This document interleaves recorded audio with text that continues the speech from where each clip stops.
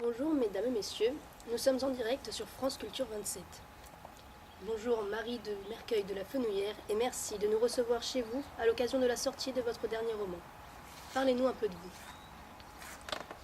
Tout d'abord, merci beaucoup à France Culture 23 d'être venu, d'être là dans nos jardins. Oui, effectivement, l'accouchement de mon dernier recueil de pensées aléatoires a été très dur.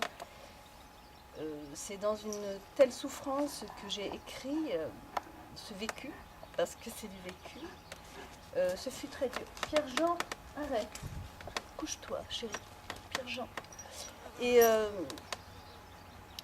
en fait, c'est l'histoire d'un psychopathe qui ne retrouve pas le corps de sa victime au départ. Et c'est assez terrible de savoir qu'on peut tuer quelqu'un et qu'on ne se souvient pas où on a mis le corps. Donc au départ, il y a une certaine tension, alors que c'est une histoire d'amour au départ.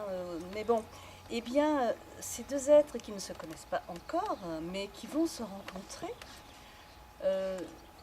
vont être tout à fait dans une espèce de contexte absolument extraordinaire d'amour inachevé, qui n'est pas commencé, sur une pente qui descend, mais une pente d'un chemin dont elle n'a pas trouvé encore l'entrée, savoir s'il y a un chemin.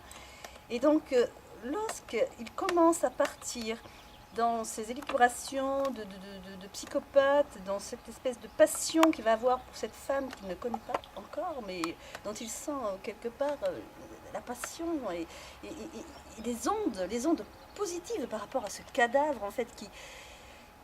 On ne sait pas où il est, hein, mais c'est assez noir au départ. Et je dois dire que j'ai vécu cela, pas vraiment... parce que, en fait, qu'est-ce qu'il fait là Qu'est-ce qu'il fait le caméraman là il fait... Et c'est pour ça que j'ai donc appelé mon roman La fin du commencement, du début de la fin. Et ça coule de source en fait.